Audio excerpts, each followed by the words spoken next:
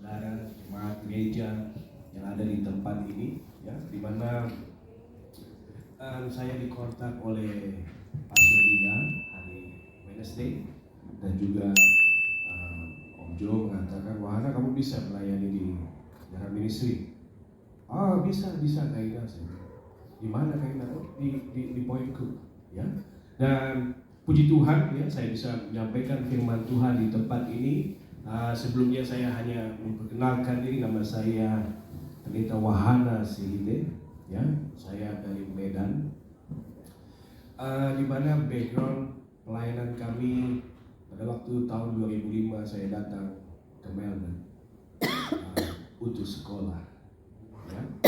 Dan selesai 2007 sesuatu terjadi, ya, di mana sebagai anak muda, ya, saya yakin semua di sini anak muda semua, betul?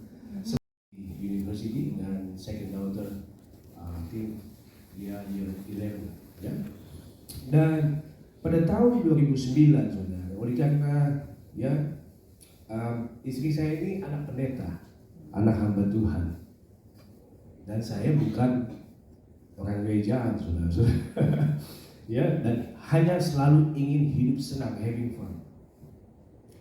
Dan pada tahun 2009, setiap istri saya berdoa supaya Tuhan pukul saya, supaya saya bertobat dari dosa-dosa yang saya lakukan. 2009 saya terkena serangan jantung. 2009, dan saya dibawa ke Alfred Hospital. Jantung saya stop 15 menit, ya. Ini saya tahu pada waktu dokter selesai melakukan semua prosedur. Tuhan, kalau boleh berikan sekali lagi untuk saya, one more chance life, Lord Jesus. Saya masih mempunyai istri dan anak, ya. Lalu saya sudah lihat itu putih, semua udah putih, damai sejahtera yang belum pernah saya rasakan dalam hidup saya. Lalu hilang, saudara, hilang. Dan tiba-tiba saya wake up.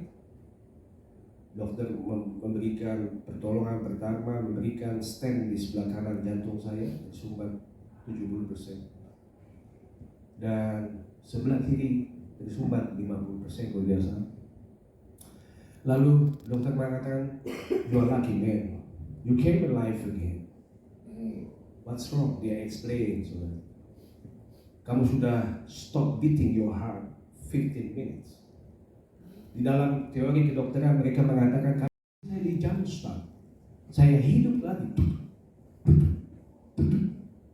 Dan bulan kemudian saya harus bypass surgery, open heart surgery. Masih muda, saudara. Oleh karena having fun tadi, ya. Lalu saudara-saudara, pada waktu saya masuk ruang operasi, saya berdoa kepada Tuhan. Tuhan, saya mau menyerahkan hidup saya melayani Tuhan. Itu saya belum residensi, saudara. Belum permanent resident, ya. Masih student statusnya, masih berizin. Lalu saudara-saudara yang kasih Tuhan, setelah semua selesai, baik adanya mukjizat terjadi begitu luar biasa dalam hidup saya dan keluarga saya. Dan saya sembuh, ya, lupa sama Tuhan. Ini anak muda selalu gitu, ya. Saya dan situasi untuk melayani Tuhan. Di tahun itulah saya meninggalkan pekerjaan saya. Saya mendapatkan sponsor dari Mazda, ya, McPherson, saya percaya. Oleh karena saya bahasa Inggrisnya bodoh, saudara. Ya, IELTS-nya itu dulu itu aturannya kalau tidak salah must be 6 each band, ya. Tetapi saya selalu kurang 0,5 di writing. Itulah sebabnya saya harus ke daerah, ya. Saya pindah ke daerah di September. Disitulah awal pelayanan pemula. Kami tinggal di daerah yang kecil, saudara-saudara, tidak ada community, hanya community kecil yang orang-orang pensiunan saja. Saya bilang sama Tuhan begini, Tuhan, ini bagaimana saya mau melayani Tuhan? Siapa yang mau percaya sama saya? Ini orang kecil, pendeta, ya, pendeta tidak terkenal, ya. Siapa saya, saudara? Nah, di situ banyak forpickers, Ya, saudara-saudara, orang Indonesia banyak fruit pickers di sana, dan saya dapat tahu, saya bertemu di city-nya, lalu kenalan, dan tiba-tiba ada satu, ya, singkat cerita begini, kami membuat ibadah Natal. Oleh karena saya rindu untuk beribadah bersama. Kami berkumpul bersama, dan setelah selesai, ya, ada satu orang Indonesia matanya bengkak sakit di sini. Saya diminta doa. Wah, saya bilang ini gimana saya berdoa?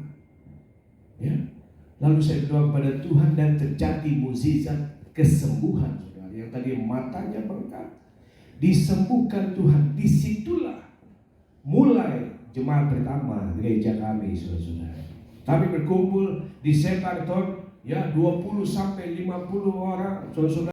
Bolak-balik. Hari Jumat saya drive 200 kilo melayani di Melbourne, ya, kembali lagi 200 kilo setiap minggu saya lakukan oleh karena nasihat saya kepada Tuhan, dan itu Tuhan buktikan di dalam pelayanan kami.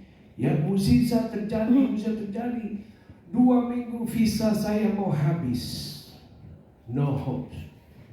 Imigrasi telepon bos saya, McPherson, this guy already open heart surgery. Are you sure want to employ this guy? He's sick. Ya, saya hanya berdoa kepada Tuhan, dan Tuhan jawab. Bos saya mengatakan, it doesn't matter, we employ him. Dalam jangka waktu 3 bulan, saya mendapatkan residensi Australia, dan disitulah saya melayani Tuhan, meninggalkan pekerjaan Tuhan sampai 8 tahun. Tuhan, ya, kalau boleh saya bisa bekerja, Tuhan. Akhirnya Tuhan berikan saya bekerja, dan saya kembali bekerja dan melayani Tuhan, ya. Dan ini jemaat-jemaat kami, ya, puji nama Tuhan, yang kami layani di Springfield, majority adalah orang Sabah, ya, Sabahan, orang Malaysia, Indonesia, just a few, ya. Dan puji nama Tuhan, saudara-saudara, saya bisa menyaksikan mukjizat yang terjadi dalam hidup saya. Amin. Itulah sebabnya kami melayani Tuhan. Apapun yang terjadi, saya tetap melayani Tuhan. Amin. Haleluya. Dan puji Tuhan kalau saya diberikan kesempatan melayani Tuhan di sini oleh pendeta saudara yang balas sidang, Bapak Jonathan Patiasina. Saya kenal dia di CIUC dulu, dan juga Ibu Ina, saya panggilnya Kak Ina, ya, di CIUC, dan juga di sini ada Ibu Gembala GBI dan Gembala. Thank you Lord for your love so true, for your mercy ever new. In my heart a grateful song.